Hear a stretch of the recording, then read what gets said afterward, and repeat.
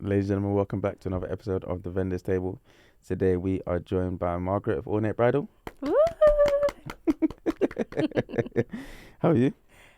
How old am I? How are you? Oh, how am I? Sorry, I am very...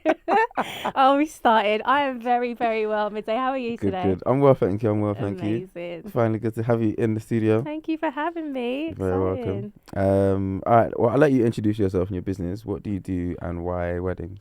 Okay, so I'm Margaret from Ornate Bridal. I'm the head designer at Ornate Bridal and the owner of Ornate Bridal. So just wedding dresses, bespoke wedding dresses. Let me change it, not just wedding dresses, amazing wedding dresses, luxurious, tailored to you. And that is love weddings. You Yeah. asked me why weddings. Yeah. Do you know what? There's just something so fulfilling about making a dress, the one dream dress that most women dream about all their life, and being able to just have that process with a bride and come to the end and just see the happiness. It's very fulfilling rather than making a normal dress, birthday, we've got about 100 birthday dresses on our mind every day. So yeah, that's the reason why.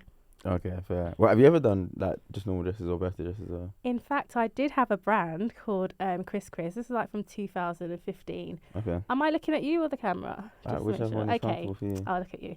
So from 2015. You're giving me work. I'm gonna have to edit so much. I'm keeping this all in. I'm keeping it all in. I'm keeping it all in. They will know your true character after this. They're gonna know. All right, I'm back. I'm gonna look at you because I feel like the camera's harder. Okay, all right. cool. So I started making. Funny enough, I started making tracksuits. Yeah, That's so I what had a you first started sportswear. in? Yeah, so bomber Okay. jackets, long bomber jackets. That was my first, dive into the fashion world. Mm. And then I moved on to red carpet dresses. So Okay. made some dresses for Lil Kim, Karuchi Chan, K Michelle. She wore one of our dresses on the Mobo Awards. Really? Yes. Okay. I have to read that phone book. Yeah. So yeah, and then one day I was just like, I need something more fulfilling, and that's why I decided to Go into bridal. dive into bridal. Yeah. Okay. And you've enjoyed bridal. How long have you been doing bridal? Okay, so technically I was a bridal designer prior to making a wedding dress. So in my head I was a wedding designer. So I was doing the learning in the background, just learning. And I officially launched myself into the bridal scene 2018. Okay. Yes. Okay. So we've been around for some time. Wow. Got some skin in the game. Yeah, that's a decent amount of time. That's what, Yeah. where are we now? 14, 6 years now. Yeah, 6 years. Yeah. 6 years. All right, cool. We usually do a little something before we get into the discussion. So we'll touch on it's a dilemma, but it's kind of not really. But it's relevant to bridal dresses. Okay. So there was a bride that was getting married abroad, Mhm. and she decided to put her dress in her checked luggage, and it didn't arrive. So she had to sort out a bridal dress in the country that she was getting married in, like the day before. Okay. So, what would you do if you was getting married abroad? Yeah. And you had to transport your dress? Yeah. What's the best way to do it? Under my armpit. that's what rolling it under my armpit. Like, sorry, we already know that when you land in certain countries, your suitcase is gone. So Yeah. there's absolutely no way. We tell all all our abroad brides, we always tell them, just keep, even though it's might be heavy, just keep it with you. If you have to get your husband to hold it, as long as he doesn't look in the bag, just make sure you keep your dress with you. It's a no checking that in. Really? No way. I did.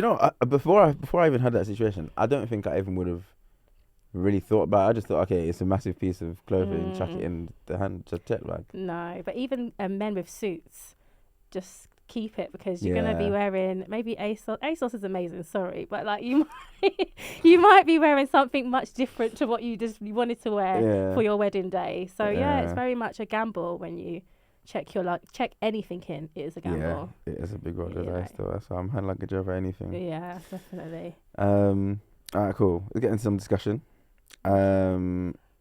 So why should a bride get a bespoke dress made over just an off-the-shelf dress? So I would say there's absolutely nothing wrong with an off-the-shelf dress, but our bodies are just all so different. There's just variety.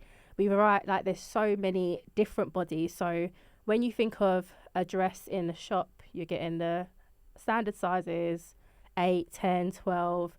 You could be a 12 with bigger bust, or you can be a 12 with like a heavier bottom. So you go in there and then you end up basically getting bespoke because the dress has to be tailored to your body. So you end up paying a lot for the seamstress to get the dress altered. So why not start and also have your dream dress at the same time? The thing that you're not compromising. You're not thinking, okay, you know what, this is really nice, the top area, I really hate the bottom, but you know what, I have to go with it because there's not anything that I like here, other things that I like here. So having a bespoke dress tailored, you get your dream dress from scratch to finish, and you don't compromise on it, you know. So I would say that's a good reason. Okay, so you spoke about the sizing and having it fitted and stuff. Yeah. Obviously, when you're making dresses, you're fitting it to their body when they come to you. But I'm assuming this is quite some time before the wedding. Yeah, we usually say 12 to 18 months, please. So if they're coming 18 months before the wedding, yeah, and they're like, you know, sometimes brides will be like, oh, I've got to get trimmed for the wedding. And then they lose, like, what, are we just adjusting constantly until the wedding day, or what's happening? It's bespoke. We are adjusting. We want that dress to fit you like a glove. So we even had a bride. She dropped 2 dress sizes. You know who you are. She dropped 2 dress sizes like 2 or 3 weeks before her wedding. That's fine. The reason why you've got bespoke is because we are here for you. Even though we won't sleep, we won't eat, we are there for you. So we managed to just get that dress fitted like a glove again. Because, you know, there is like the stress of a wedding, planning it, and then also a lot of, as you said, the working out and, you know, going to the gym. So that is something we take on board. So we don't even give you your gown more than like 4 weeks before your wedding. Really? Yeah, if we give it to you 6 months prior, like anything can happen. So we always say, keep it, let us keep it, and then when you are ready to get married, come get it. 2 free dress sizes. Oh. It was a day, but yeah, it was our pleasure, sorry. The truth is coming out. Okay, so you said your ideal timeline for a bride to come to you to get a dress made is 12 to 18 months. I would say amazing, 18, 12, great, 8, good, 6, okay. 6 are getting a bit choppy 3, waters. yeah, okay. So yeah, it just goes down basically, the rating. Okay. So, but yeah. What's the least time you've had between inquiry and making a dress? I don't know if I want to say, because that means we might just get like, you know. No, but obviously we know like guys don't do this. Yeah, but, like, don't do it. yeah. All right. So we made a dress 3 weeks before. Yeah, 3 weeks, or I would say 3.5 weeks. Okay. And it was a very grand dress. Like veil was massive, but we made it happen. We made it happen. 3.5 weeks.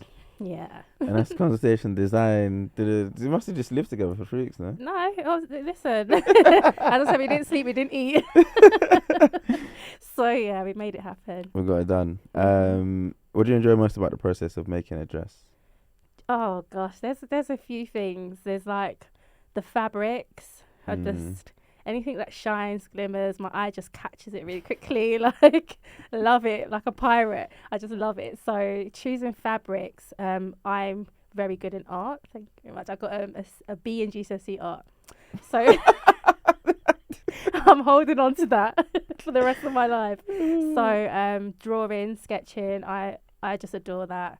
Even just looking for inspo, you know, like going back to like the 50s, dresses in the 50s, dresses in the 60s, and just going through pages and pages of pictures of inspo. I could spend hours doing that, but it's enjoyable, you know, to bring me. It's all part of the process. Making the dress, amazing, good. I would say not amazing, good, but just presenting it to the bride when it is finished. That moment, it tops everything. It's just like, my brides have seen me cry. We've cried together. I was going to say, did they cry? We've seen the dress 4 well? times, but we've cried together. Then the mum has come and we've cried. Then the sister, we've all cried. Yeah. So it is such a, there's quite a few things I would say that are really enjoyable about it. Okay, dope. So when you say, when you go through the process, I think the first stage is like drawing, designing. You actually hand drawing. I hand draw it, Also, art really came in handy. Yeah, it came in handy. I never thought I would do anything in art, like, but then it's funny how it just travels what you learn in school. So stay in school, guys. What you learn in school. It's funny what you pick up and you just you kind of need it at one point in life. Not everything, but most things, it comes back to you like, okay, cool, this is something I've learned or I'm good at. Let me just put that into, my business. Okay. I'm still yet to find a use for algebra, but maybe one day. You're good at algebra? Well, I was alright in school, I think. What was? I feel like I got an A in maths. You got an A in maths? Yeah. Oh, that was very humble the way you said that. Because you see me, you see my B. I didn't say it humbly, I was like, I got a B. That's amazing. Well done. Yeah, because I feel like, I like stuff that just, logical. Add 1 + 1 makes 2. But maths, you know how to calculate money. So, when you your business and stuff, you have to tax. True. Yeah, well, tax, what's that? What's that? All right, so in terms of like the creative side to it, do you prefer if somebody comes to you and says, I don't know what I want, just design whatever you think is best for me, or do you prefer them to come and say, I want this fabric and this shape, I want this cut in here and this line here and this crease here? The first one, I absolutely adore it. I find it so beautiful. Yeah. It's just that element of you've trusted me to just give you the most amazing. So I prefer the first one, but both is fine. Yeah. Yeah, so that's my answer to that question. I prefer the first one. Because that's when the designer in me comes out. Yeah. We never take a picture and copy it one for one. I always do persuade my brides to have your own dream dress. So you can have elements of the dress that you love, and then we'll incorporate into your gown, but then it becomes your signature gown. No one else has it. So that's the best part of Bespoke. No one else has your gown, you have it. That's it. Yeah. So all your pieces are one of one. One on one. Yeah. That's a vibe. What was I going to say next? So when you see a bride or a woman come to you, do you have in your mind already an idea of, okay, I think this style, this fabric, this whatever would look best on you? Do you know what? After having like a 30 to 40 minute conversation with them, then I'm like, okay, yeah, I know. I'll just save like about 3 or 4 photos, show me, and immediately off the top of my head, I'm like, okay, I know what your look is going to be. I know what it's going to be. So now it's only for you to decide. Do I want to go for it, or do I not want to go for it, or do I want to move or change things? But yeah, I kind of had that little intuition there, I believe. I don't know. But is that them showing you pictures of dresses that they wear and like, or dresses that they think they would like? Both, I've had brides just like for like bust cuts and the way like the waist is fitted, so they would show me maybe a dress they've worn for their birthday like a few years ago or something like that, and I'll be like, okay, that cut suits you. So I would say both. Okay. Fine. And you do veils as well? We do veils, yeah. Is that a whole separate thing? What do you mean? Is it attached to the dress? No, as in like. Because did you see it attached? I'm joking.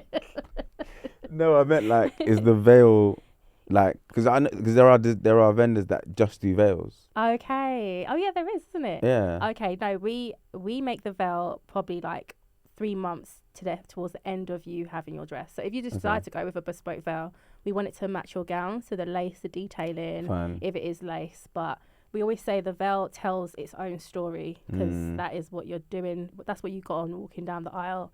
And when you actually see your dress come together, that's when the design for a veil makes sense. Okay. So I always tell my brides, hold off for a bit.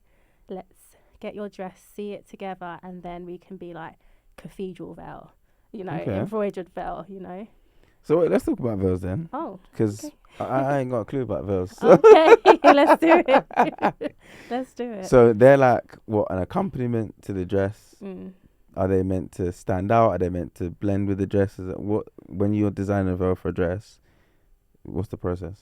So I would say it just depends. It mostly depends on the hairstyle. It depends on the length of your train.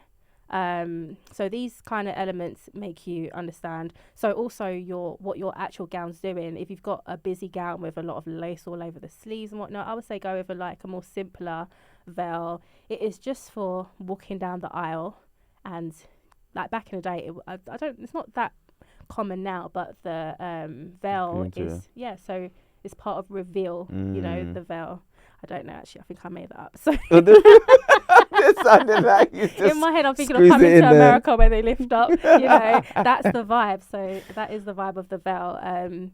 But most people just have it uncovered. But yeah, there's a lot of people that still have the veil going over. So you now reveal yourself at the end of the aisle to your husband. Okay. Yeah, so I do like that aspect of it. That is for so the traditional nice. side, isn't it? Can I ask you a question? Go for it. Would you want your wife to reveal herself at the end of the aisle, or would you want it to just everything to be? That's a good question. I don't think I know the answer to that. Okay. Maybe it would be nice to have that reveal though. But to be fair, well, I mean, I'm not actually at many ceremonies, but I don't think I see it often. I don't. The little rolling up in the little. Yeah, because I've seen one. Don't remember where I saw it, but the husband was lifting the veil, but the eyelash was coming off. He was just doing the whole mess. The hair was just getting messy. So I was just like, wow, this is actually a part of a problem, for veils. If your husband doesn't know what he's doing, have you not seen this? I'll send it to you. I'll find it. So do we need to teach the grooms how to unveil the bride? Maybe I'll use a mannequin or a wig head. Just make sure he's not pulling your eyelashes out on the day. I think that might have been intentional though. I think it's that hard to just lift up a veil, no? Imagine. Okay, so still on the veils then. So you just said you design it at the back end of the dress. Because obviously the dress would determine what kind of veil. Exactly. So if somebody wanted to get a veil separately, what should they consider when thinking about it in relation to the dress? I would say around the same thing. So if they wanted to just order a bespoke veil without ordering a dress. Yeah. Do you do that? We haven't done it, but we're open to making a veil. So it's kind of the same process because we want to see your dress. So most times if you're ordering a veil by itself, it's because you've already got your dress but you haven't got a veil, or they didn't have a veil when you bought it. So we'd like to see your dress first, and then see if we can get if it's a lacy dress or if it's a beaded dress, try and match the lace to it, or if you want lace on your veil. And then so it's pretty much the same kind of process, seeing the end piece before we actually go and get that detailing on there. And you mentioned hair as a factor in terms of what veil you go of. How does that so I'll give you an example. So a cathedral veil is like the one that goes over your head, not all the way over, but sits around here and then has all the lace going on. But imagine you had a high updo up there. Okay. You're just going to have like a pineapple. It's giving bridal camel. You don't want that. You don't want that. So you would want a lower bun if you're having a updo. You want it a bit lower. If you're having... So there's veils that sit under a bun. So if you're having your hair out, you can't sit under a bun, isn't it? So you have to make sure the clips or the combs are in there positioned in a place where it can actually sit over your head. So it is important to know the hairstyle. Oh, damn. Yeah. So that has to be decided long before as well. It doesn't have to be. You can still work with a veil once it's made. You can still move things. You can move the comb around and change it into... From a cathedral veil, you might want it to sit at the back of your head. Okay, fine. Okay, cool. Yeah, so there's still options around it, but I would say planning is always necessary when it comes to anything wedding. Okay. Damn, women have to go through a lot of thought process then. Us is just like, what colour trousers, what colour jacket do I want? Easy. Have it so easy. Yeah. Yeah. Largely, to be fair, yeah, with you, we don't actually have all this. Even like, I was talking about haircuts today, and like, if we're talking about destination weddings, a guy, the only dilemma is, do I fly my barber out or not, or do I get a trim just before? Fly him. Yeah? because you go to the destination and you just sit. You're just basically doing Russian roulette with your head. Basically. No, just fly your barber, because that's all you really have to do. We have to think of makeup artists, Yeah.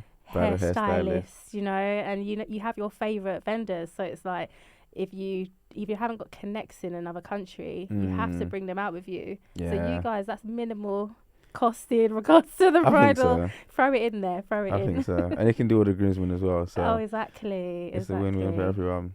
It is. Do you ever go to the weddings?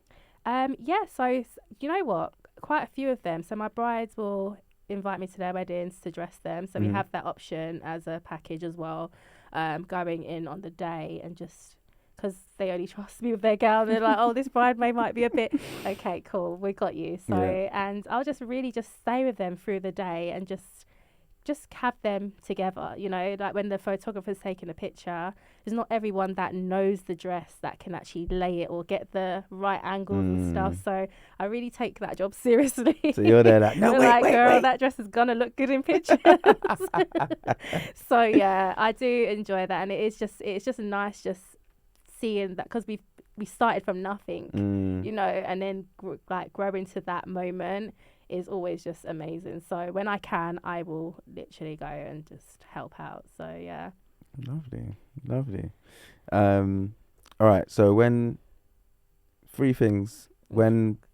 brides are thinking about or looking at potentially getting a bespoke dress made, what are things that they should be thinking about or considering before they make that step? Before they make that step, what should they be considering? Okay, I would definitely so definitely the time of the year, weather-wise, you know. So most times you can get away with like a short sleeve or like cap sleeve. But then cap sleeve for those that don't understand Arabic. Arabic.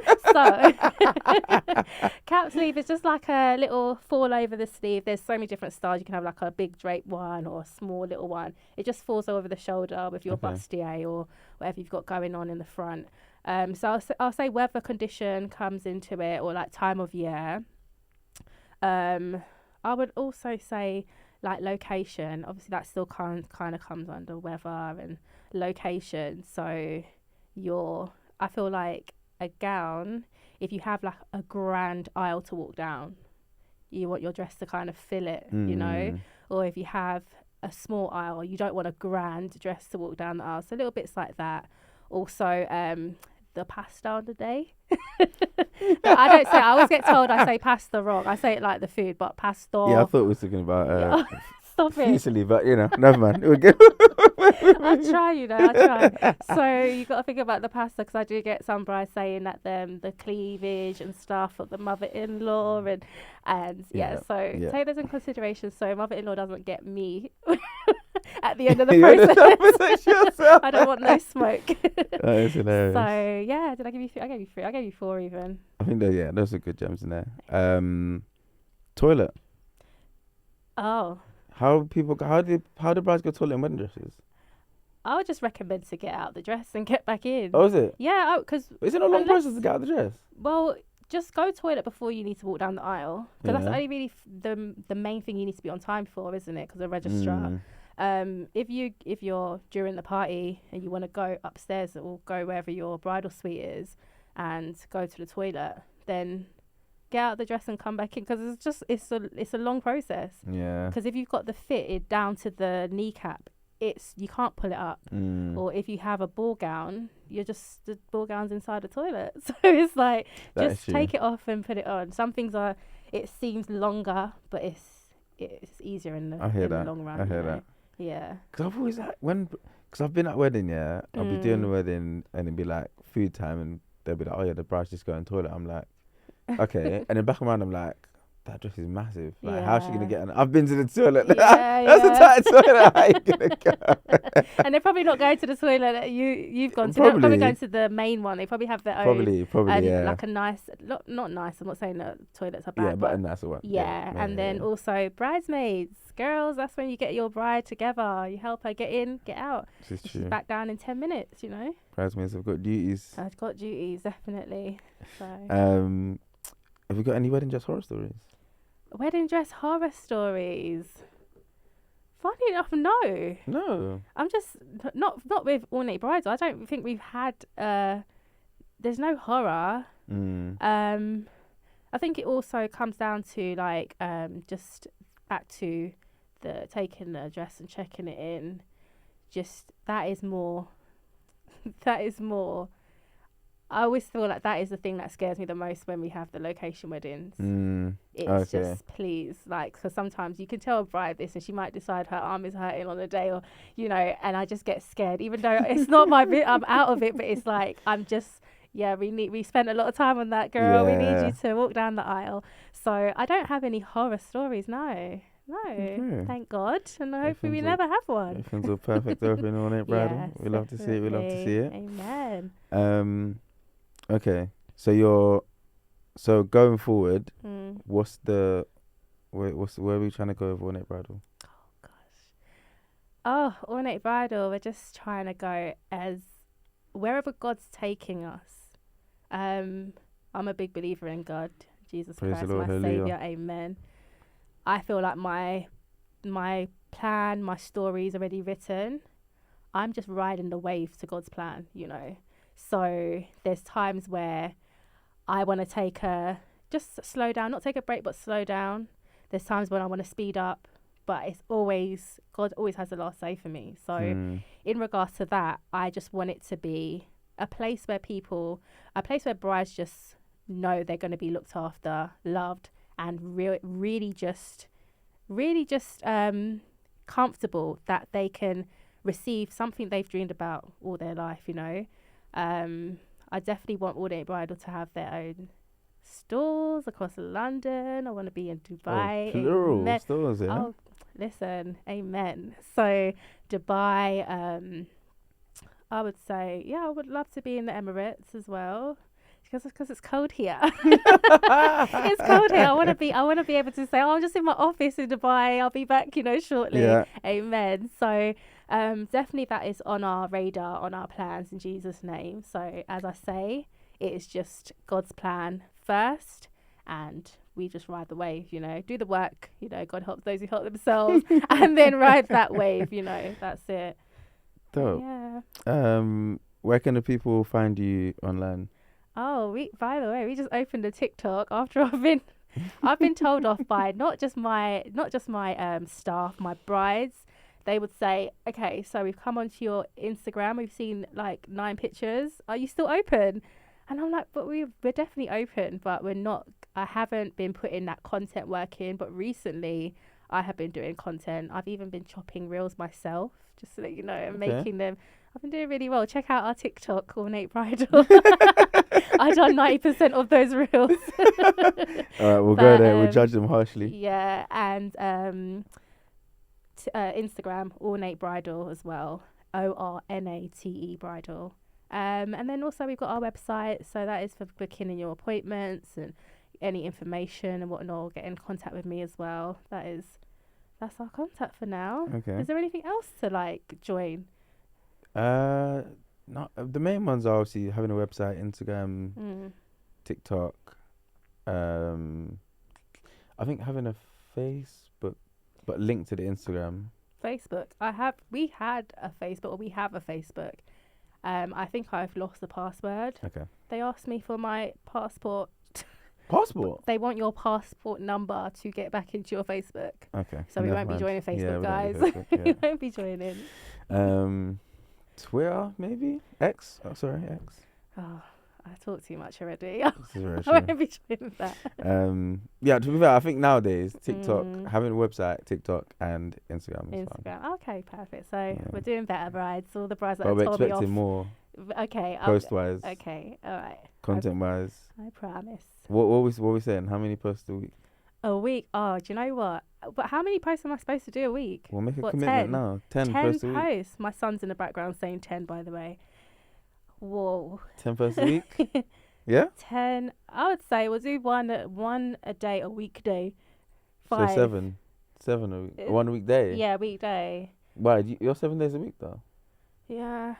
Do you know what? Or maybe we'll just. Oh, I don't know. Let's do 7. 7? Yeah, 7. Okay, 7. We'll give you 7 posts. All right, we'll 7 do quality posts. Quality over quantity, isn't it? Yeah, for sure. There we go. 7. Okay, cool. So we've heard it here. 7. Yeah. We'll be checking in. People, make sure you go and comment and let her know if she's not doing the 7. But you know what? It's not even about the post. We've got so much content, but it is the caption. My younger sister, I will post something on my Instagram, and she will tell me to take that caption down. It's very ghetto. You can use ChatGPT to help you with captions. Yeah, I know, but I just feel they're so like ChatGPT. Maybe I haven't put in the right inputs, but I feel like it's so disconnected to the actual process or the picture. I don't know. I've seen very much just whatever. Yeah, quotes. it might be the inputs. Yeah. But yeah, give it some thought. I mean, because like you said, you've got the content, you've got the dresses, you've got just the captions. Don't have those. It's just the captions. So if you want to help me out with some captions, let's go. Yeah, man, send them across. But yeah, that's it. It's been a pleasure. Oh, amazing! Thank you very much for coming. Thank you so much for having me. Not joking. I like presents, you know. Surprise! What's that, jollof rice? Yeah. Oh. We got our food sponsor, Echo Cafe. Oh, Echo. Yeah. What, Echo in Hummerton? No, Echo in Finchley. They've got Echo in Finchley. Is it the same one? I think. Sorry, EKO, yeah. EKO, yeah. In Hummerton. That's amazing. Because I'm very close to Finchley. I like jollof rice. Make sure you go check it out. Well, you got a sample now, so. Wow, what's in the other? What's so we got some small chops, yeah, some puff-puff, some chicken. Good thing I didn't eat today. Yeah, man. So that's for you. Thank you so much. You're welcome. God bless you. Thank you very much. Definitely we'll go check these lot out. Yeah, let's check them out. Yeah. Check out Ornate Bridal as well. Yeah. But yeah, it's been another episode of Vendor's Table. We've got loads of gems in there. So, yeah, thank you very much for your time. And thank you for having me, Jay. The Vendor's Table is just doing amazing stuff. And thank you for highlighting us. Just, like you're actually doing like a God's work, just highlighting. You're highlighting us for do you know what I mean? Going out your way to highlight us in this industry. It is very small, and there is a lot of talent in the industry. Obviously, you just doing your thing. You're MCing as well. He's very funny, and in the weddings, he's like book midday. He is hilarious. So yeah, honestly, thank you for what you're doing and just highlighting us. We appreciate you. Thank you very much. Thank you very much. Right, it's been another episode, guys. Join us on YouTube, Apple, and Spotify. Hey. Yeah, we'll see you next time. Thank you, guys. Bye.